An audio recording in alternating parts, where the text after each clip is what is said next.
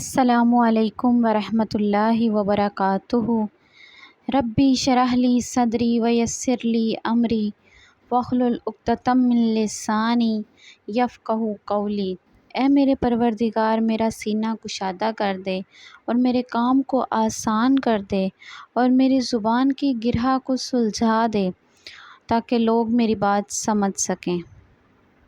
اعوذ باللہ من الشیطان الرجیم، بسم اللہ الرحمن الرحیم۔ سورہ بقرہ آیت نمبر 13۔ وَإِذَا قِيلَ، اور جب کہا جاتا ہے، لَهُمْ انہیں، آمِنُوا تم ایمان لاؤ، کما جیسا کہ آمن ایمان لائے، الناس لوگ، قالوا تو وہ کہتے ہیں، انؤمن ہم ایمان لائیں، کما جیسا کہ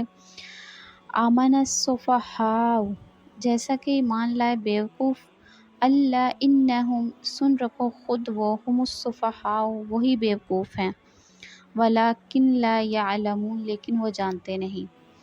اور جب ان سے کہا جاتا ہے کہ تم بھی اسی طرح ایمان لاؤ جیسے دوسرے لوگ ایمان لائے، تو وہ کہتے ہیں کہ ہم بھی اس طرح ایمان لائیں جیسے بیوقوف لوگ ایمان لائے۔ خوب اچھی طرح سن لو کہ یہی بیوقوف ہیں، لیکن وہ یہ بات جانتے نہیں۔ وَإِذَا لَقُوا الَّذِينَ آمَنُوا، اور جب ملتے ہیں ان لوگوں سے جو ایمان لائے، قالوا تو کہتے ہیں، آمنا ہم ایمان لائے، وَإِذَا اور جب خالوا اکیلے ہوتے ہیں، إِلَّا پاس شیاطینہم اپنے شیطانوں کے پاس، قالوا تو کہتے ہیں، انا ہم معاکم تمہارے ساتھ ہیں، انما محض نحن ہم مستہزئون مذاق کرتے ہیں۔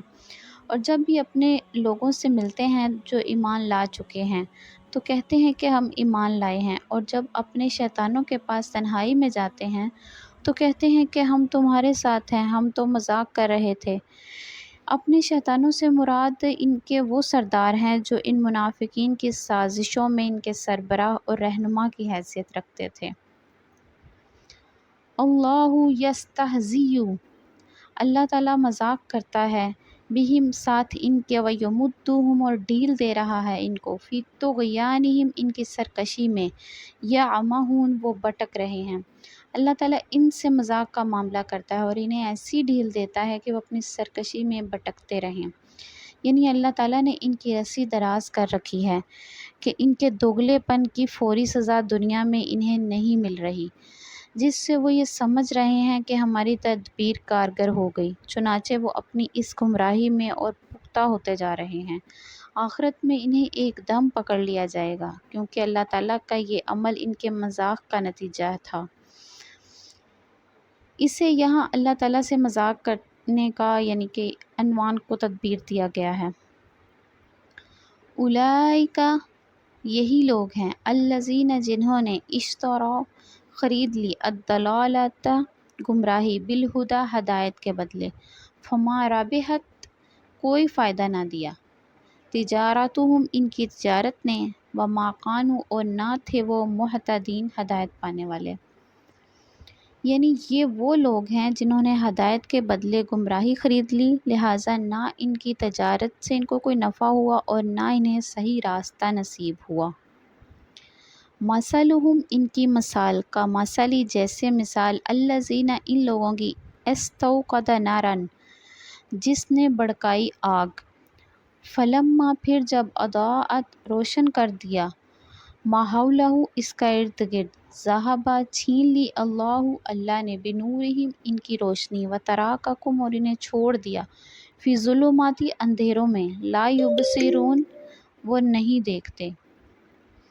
ان کی مثال اس شخص کی سی ہے جس نے ایک آگ روشن کی، پھر جب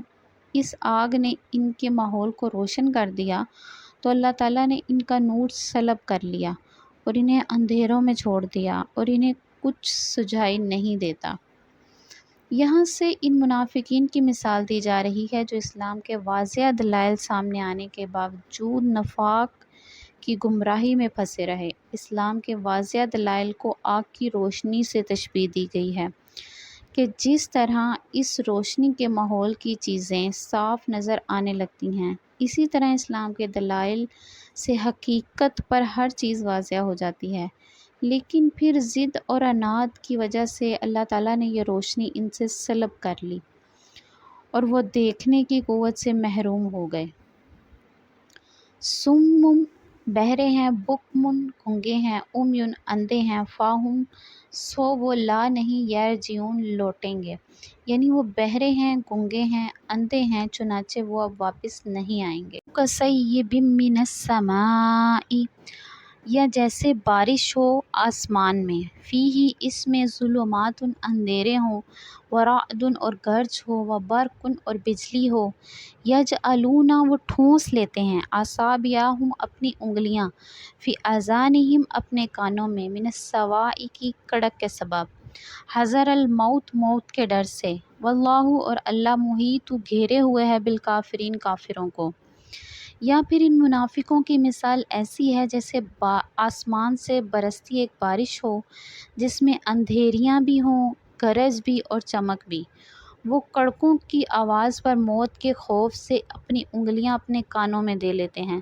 اور اللہ تعالیٰ نے کافروں کو گھیرے میں لے رکھا ہے۔ منافقوں کی پہلے مثال جو ان منافقوں سے متعلق تھی جو اسلام کے واضح دلائل سامنے آنے کے باوجود خوب سوچ سمجھ کر کفر اور نفاق کا رستہ اختیار کیے ہوئے تھے، اب منافقوں کے اس گروہ کی مثال دی جا رہی ہے جو اسلام لانے کے بارے میں